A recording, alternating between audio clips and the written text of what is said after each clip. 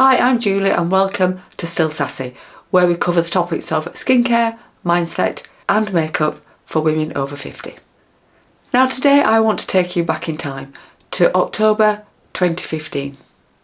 I just had a complete hysterectomy due to having a uterus stuffed full of fibroids, which was delightful, and I was facing 6 to 8 weeks of doing nothing as I recovered. Yep, no driving and no going out to speak of. Definitely no work. No nothing really. I just had to stay in and recuperate. I'm not one for sitting about doing nothing, so I knew this was going to be tough. There is, after all, only so much faffing about and reading you can do in a day.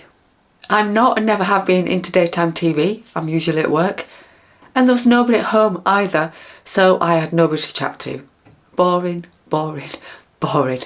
At first, I have to admit, I felt pretty rotten, so having the bed nearby for some sleep and rest was a godsend. But by the second week, the boredom had really set in, like a ton of bricks toppling down on top of me. What the hell was I going to do for the next 6, 7, 8 weeks? Now this may sound silly, but back then I wasn't into YouTube at all. Here I am now on YouTube. I had a full-time, a very busy job to do. I owned a shop that needed running and managing and staff to look after. Life was really full on. Watching videos online just wasn't something that I did in the spare 5 minutes that I used to have every day.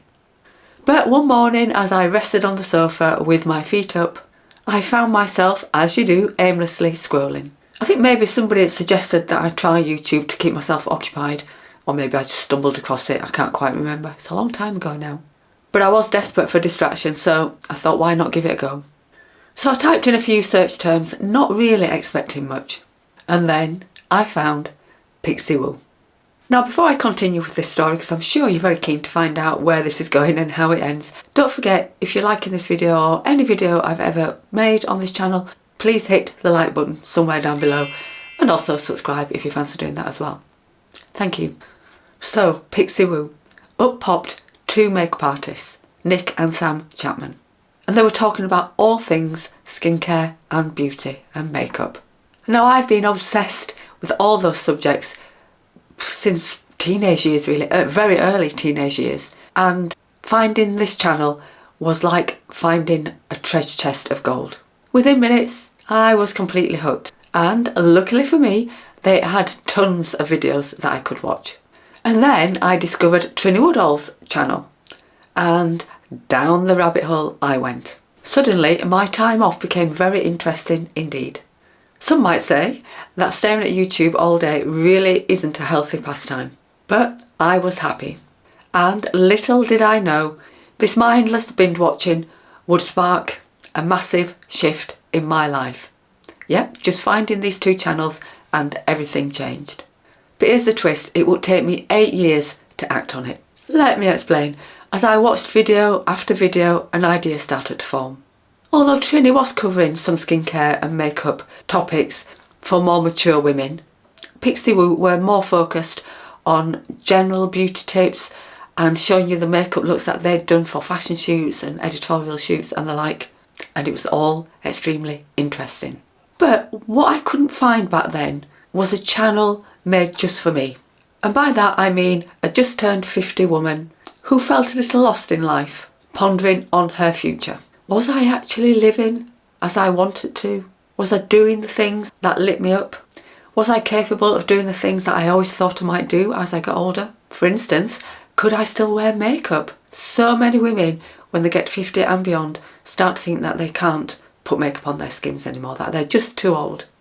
That was a big unanswered question for me. I really wasn't ready to quit wearing makeup or even tone it down or dial it down just because of my age.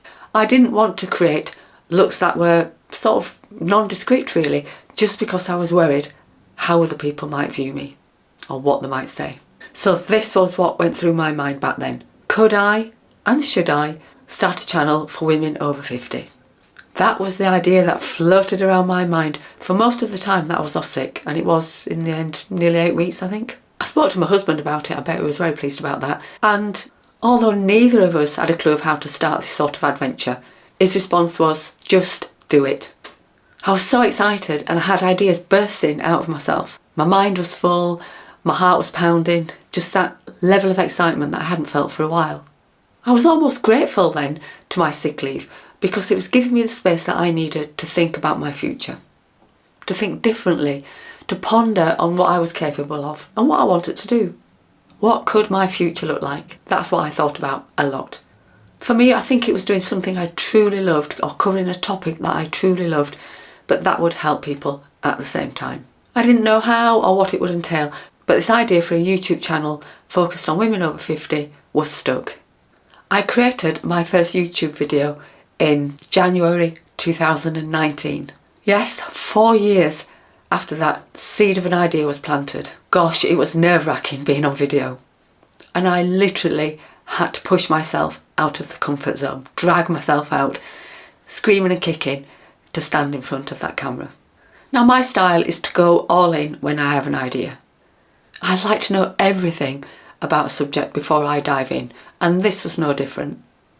I already understood makeup and skincare. I'd been reading about it and using it for a long time. I could put my own makeup on splendidly.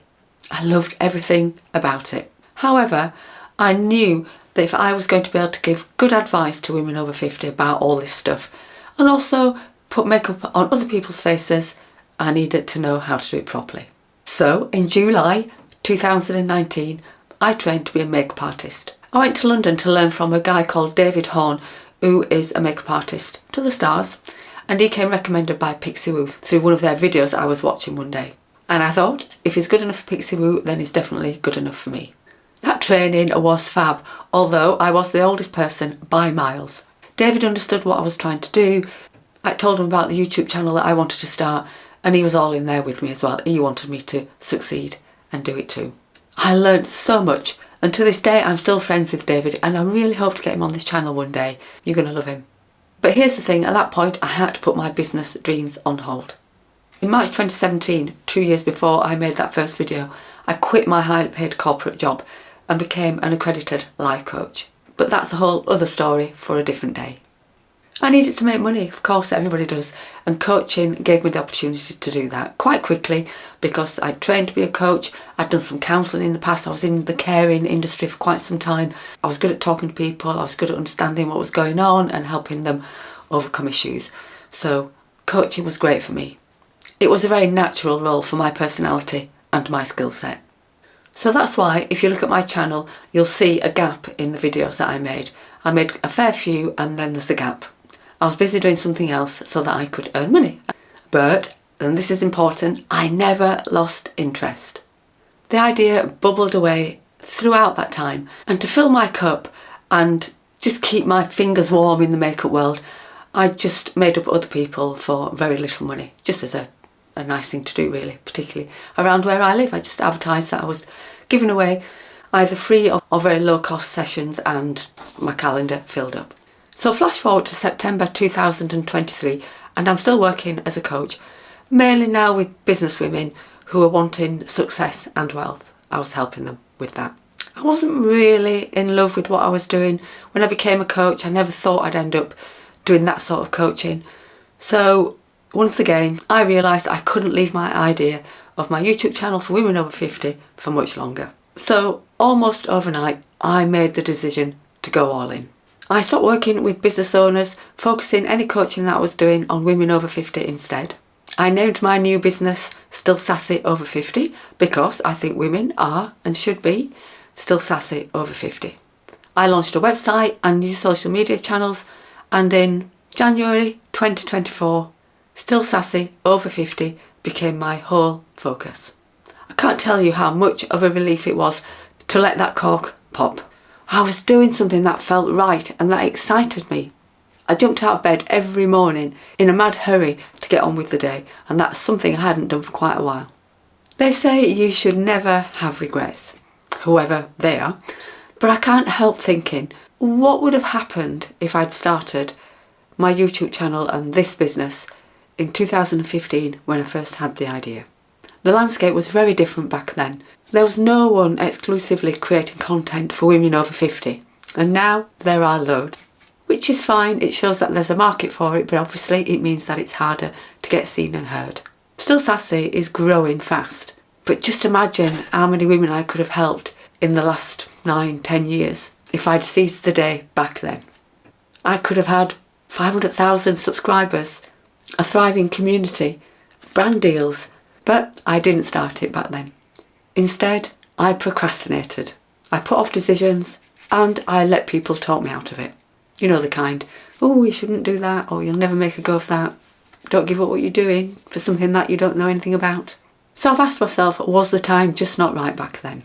Maybe, but there was definitely more to it than that. And it was these things: lack of confidence, fear of what people might think, short-term thinking. I didn't dream big enough or look to how things could be in the future. I was just thinking about the here and now. I didn't know how to make money from that sort of venture, from the YouTube world. It's different now, lots of opportunities, but back then it wasn't as visible. It just felt like there was no rush, that I could wait a few years. Little did I know what YouTube was about to become. But here's the thing, I did it. It took time, but I made it happen. And if you're sitting on an idea, wondering whether it's too late, let me tell you now, the best time to start was yesterday, but the second best time to start is today. Yes, it might seem hard, like you don't have time to do it, or you don't know how to do it, but you can figure that out. And I want to help you with it here. Procrastination, which is what all this is about, is a habit.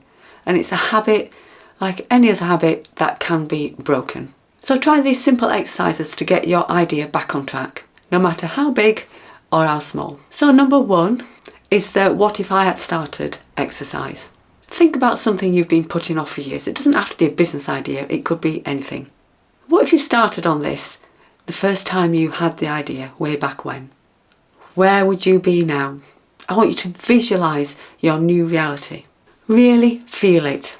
What emotions does that spark? Is it happiness, excitement, contentment, a sense of safety? Then comes the fears versus facts exercise.